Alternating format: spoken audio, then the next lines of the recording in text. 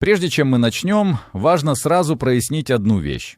Эта лекция не про спор, кто прав, и не про защиту какой-то одной позиции. Она про другое. Про то, почему в России вообще появилось сектоведение, почему внутри этой области возникли разные подходы, и почему попытка свести их к одному правильному языку почти всегда заканчивается ошибкой. Если коротко, мы будем говорить не о вере, а о методах анализа, границах компетенции и о том, как не подменять исследование идеологией. Когда говорят о сектоведении, разговор почти всегда быстро скатывается в конфликт. Термины, обвинения, эмоции, противопоставления. Но если вынести за скобки идеологию, становится видно, речь идет не о войне школ, а о разных задачах, решаемых разными методами. Эта презентация – попытка выйти за пределы спора и посмотреть на сектоведение как на набор аналитических инструментов, а не как на поле мировоззренческой борьбы. Откуда вообще возник запрос? Начало 90-х годов в России – это резкая смена религиозной и социальной реальности. Давайте перейдем к следующему слайду. Исчезла идеологическая монополия, открылся религиозный рынок. В страну пришли новые религиозные движения, миссии, синкретические и оккультные группы. Параллельно с этим общество оказалось методологически не готово. Люди сталкивались с новыми формами влияния, но не имели языка и инструментов, чтобы их описывать. Сектоведение возникает именно здесь, не в тиши кабинетов, а как реакция на практический социальный запрос. Важно понимать, в российском контексте сектоведение с самого начала было не про истинность веры. Оно было про другое. Про вред, про утрату автономии, про разрушенные семьи, про зависимость и манипуляцию. Поэтому фокус сместился. Вопрос стал звучать не так, во что верят, а так, что происходит с человеком внутри этой группы. В этом месте появляется подход, связанный с именем Александра Дворкина. Здесь объект анализа не религия и не доктрина, а деструктивная группа как система влияния. Ключевой критерий – последствия. Психологические, социальные, семейные, иногда экономические или юридические. Методология заимствуется из психологии влияния. Анализируются паттерны контроля, ограничение контактов, давление на решение, формирование зависимости. Как работает доказательность в этом подходе? Здесь важно одно принципиальное отличие. Доказательность строится не на одном убийственном факте. Работает форензик-логика. Совокупность признаков, повторяемость последствий, типовые сценарии. Каждый элемент по отдельности может быть нейтрален, но вместе они складываются в диагностическую картину.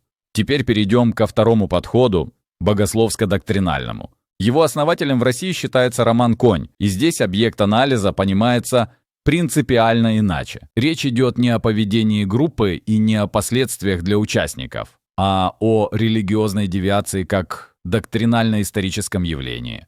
Ключевой вопрос звучит так. С каким учением мы имеем дело и откуда оно происходит? Анализ строится вокруг текстов, источников и традиций. Используются инструменты текстологического анализа, сравнительной истории учений и герменевтики. В качестве данных рассматриваются вероучительные тексты, исторические документы, церковные акты и полемическая литература. Доказательность в этом подходе основана на работе с первичными источниками и их сопоставлении с канонической традицией. Цель такого анализа – не диагностика вреда и не оценка социального воздействия, а понятийная дисциплина и академическая точность. Этот метод позволяет четко определить, является ли учение продолжением традиции, вариантом интерпретации или радикальным разрывом с ней. Теперь важно понять принципиальную вещь. Мы имеем дело не с двумя мнениями об одном и том же, а с двумя разными способами смотреть на один объект. В первом случае внимание сосредоточено на том, как группа действует на человека. Анализируются наблюдаемые практики. Контроль поведения, давление на решения, ограничение контактов, формирование зависимости. Здесь работают кейсы, свидетельства и повторяемые сценарии. Во втором случае фокус смещается. Исследуется не поведение участников, а само учение. Его происхождение, тексты, источники. В центре внимания понятийная точность и историческая реконструкция. Эти подходы решают разные задачи. Один отвечает на вопрос, есть ли здесь риск для человека. Другой – на вопрос, что представляет собой это учение. Проблемы начинаются тогда, когда эти логики не различают или пытаются использовать одновременно, не разводя критерии анализа. Теперь становится понятна глубинная причина всех споров. Проблема не в том, что исследователи не согласны друг с другом. Проблема в том, что один и тот же термин одновременно используется в разных несовместимых языках описания. В медийном контексте это слово работает как ярлык угрозы. Оно связано с образами манипуляции, моральной паники и представлением о зомбировании. В богословской логике речь идет о другом. Здесь важны вопросы разрыва с традицией, ереси и отделения от материнского учения. В юридико-политическом контексте термин становится инструментом регулирования: экстремизм, ограничения, правовые последствия. А в социологическом анализе это уже типологическая категория. Она описывает положение группы в религиозном поле и ее отношение к обществу.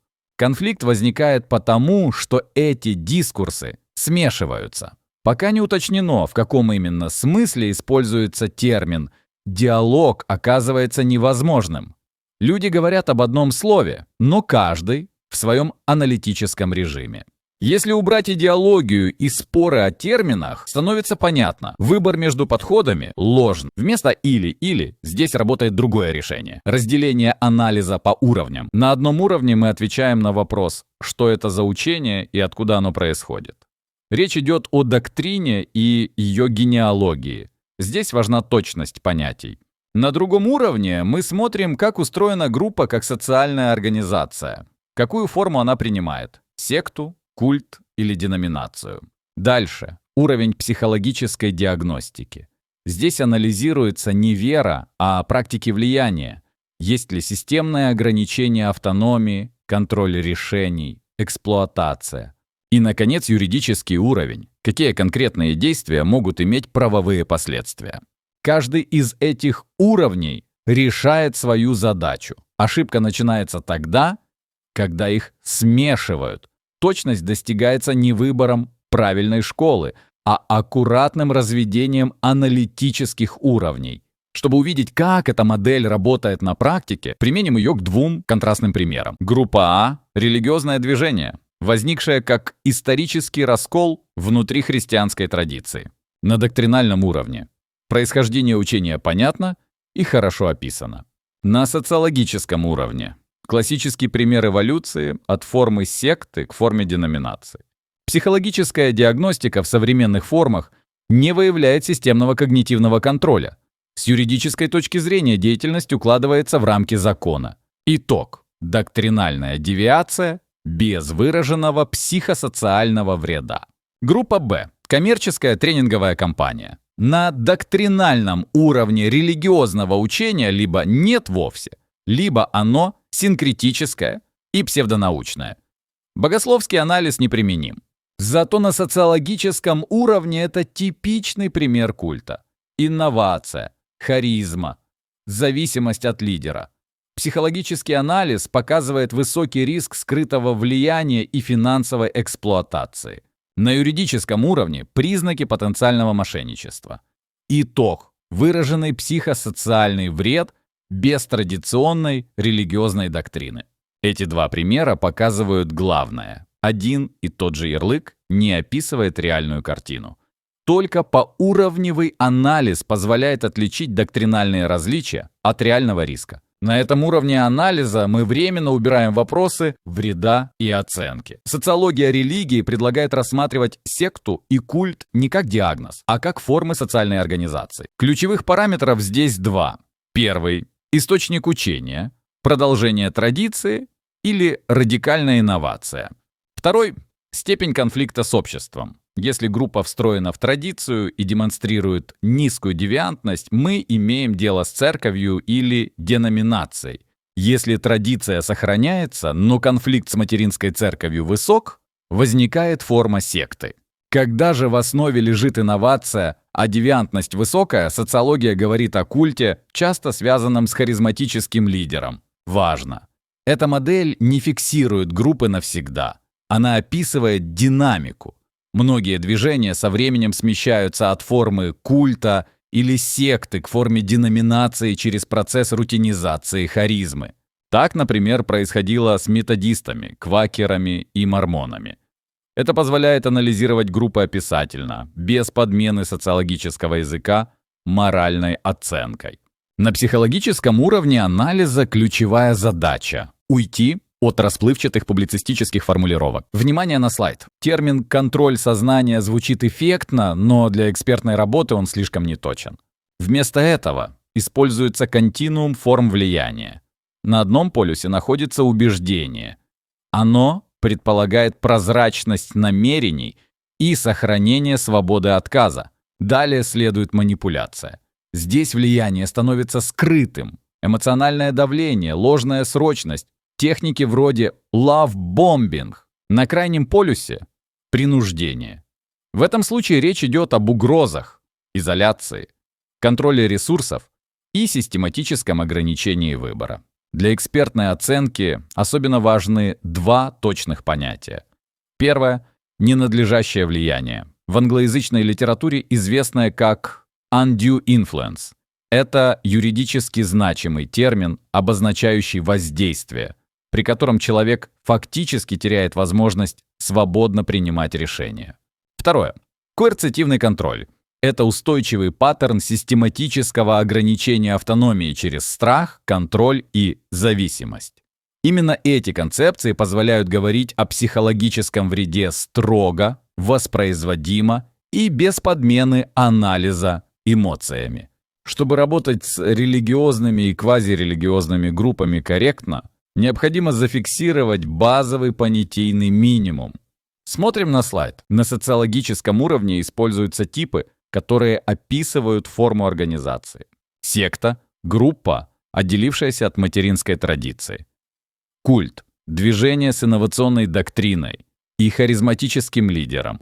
Деноминация – устойчивая организация, достигшая компромисса с обществом. Эти категории описательные, они не содержат моральной оценки. На психологическом уровне речь идет о механизмах влияния. Коэрцитивный контроль. Паттерн систематического ограничения свободы через изоляцию, угрозы и контроль ресурсов. Ненадлежащее влияние – ситуации, в которых человек утрачивает способность принимать свободные решения. Фобия выхода – внушенный страх катастрофических последствий при попытке покинуть группу. На аналитическом уровне используются принципы, обеспечивающие корректность выводов. Девиантность понимается как степень отклонения от социальных норм, а не как моральное осуждение. Доказательность означает, что выводы опираются на данные и методы. Экспертиза требует строгой методологии и четкого разграничения уровней анализа. Спор между разными школами сектоведения часто воспринимается как признак кризиса, но на самом деле он был необходимым этапом развития. Именно этот конфликт показал пределы одномерных подходов и выявил, что за внешним спором скрываются разные типы рациональности. С одной стороны, прикладная риск-логика, ориентированная на последствия и вред. С другой – герменевтика, историческая логика, ориентированная на тексты, традицию и генеалогию учений. Современная задача эксперта заключается не в выборе одной из сторон. Она заключается в способности владеть многоуровневым анализом и последовательно применять разные инструменты под разные задачи. Богословский – там, где речь идет о доктрине. Социологический – там, где анализируется форма организации. Психологический – там, где оцениваются механизмы влияния. Юридический – там, где возникают правовые последствия. Ключевое условие – не смешивать цели этих уровней и не подменять стандарты доказательности. В этом смысле компетентность – это не набор убеждений. Компетентность – это переход от оценок и ярлыков к методологической ответственности. Это не просто академическое упражнение, это инструмент, который защищает и исследователя, и тех, кого он изучает, от упрощений и манипуляций. На этом мы завершаем первую лекцию курса. Дальнейшие темы будут опираться именно на эту методологическую рамку. Если материал оказался полезным, поставьте лайк. Это помогает понимать, какие темы стоит развивать дальше. Подписывайтесь на канал и включайте уведомления, чтобы не пропустить следующие лекции. Если у вас есть вопросы или возражения, оставляйте их в комментариях. Обсуждение методологических границ здесь не менее важно, чем сама лекция. В следующем видео мы перейдем к социологическим типологиям и разберем, как классифицируются новые религиозные движения и почему разные типологии дают разные ответы на одни и те же вопросы. Всего наилучшего. До новых встреч!